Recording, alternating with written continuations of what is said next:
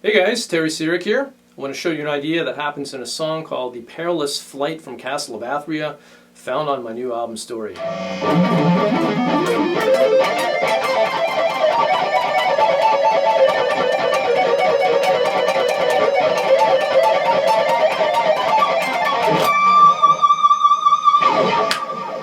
Alright, so let's check this idea out in a little bit more detail, but before we do, I want to show you where the idea came from in the first place. It stems from a little exercise that I used to do when I started to work on sweep picking. It was always harder for me to come down or to descend using upstrokes than it was to do the opposite of that, doing the ascending version of that. So I created this small little exercise which really took the upstrokes and condensed the idea so that it wasn't a large thing that I was practicing, and it sounds something like this. I'm going to go to the 14th fret of the G with an upstroke, barring across with my third finger here to the D string 14, and then finishing that up on D12. So altogether I've got a 3-string little grouping like that. And of course the object of the game there is to play that as cleanly and smoothly, but particularly rhythmically in time as I possibly can. So when I'm playing that, I'm really trying to get that triplet to happen there. And as anything else, you're going to work on trying to speed that up.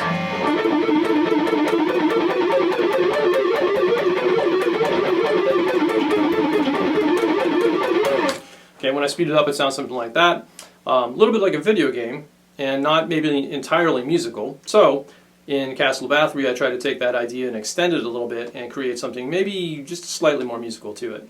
So that lick is based on the little pattern that I just showed you, but we're going to add in a hammer-on to each end of the thing. So I'm going to come down here to the 10th fret on the low E string, and I'm going to hammer from 10 to 13. Then I'm going to cross over with my third finger to the 13 on the A string, using my upstroke, back to the 13 on the low E string, upstroke, and then finally that same hammer-on pattern from 10 to 13 again. So altogether I've got a 6-note pattern now.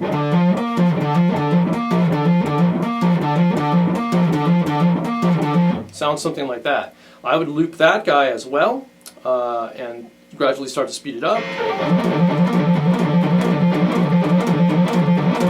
And we're going to take that idea and move it up in tritones, or a diminished fifth, on each set of strings. So the low E and the A and the D and the G, G and the B, and then finally the B and the high E string.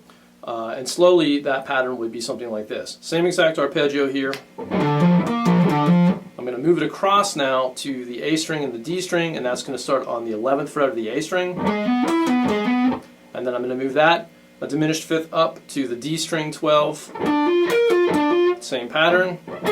And then we're going to go to the G string this time. You have to be careful because here we're going to have a little bit of a tuning issue between the G and the B, which means that you're going to play the G 13 to 16, and then the B string will be the 17. And then we're going to go to the B string and the high E string set, and we're going to start on 15 and play 15 to 18, barring across to 18 on the high E string. Alright, when I get to the top 2 strings, I'm going to shift up a whole step from there to 17 and 20. I'm going to start this lick with my hammer on from 17 to 20, barring across to 20 on the high E string. But once I do, I'm going to shift back into my original little three-note lick here. So I've got,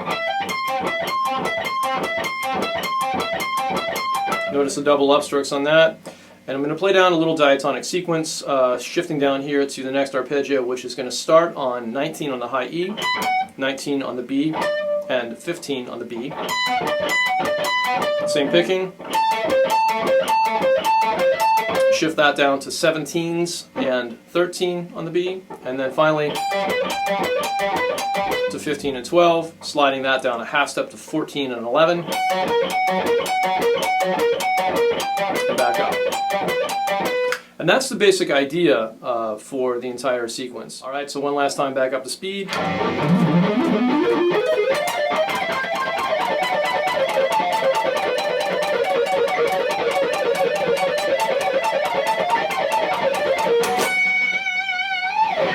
So, I hope you enjoyed that little lick, and hope it inspires some ideas for you guys.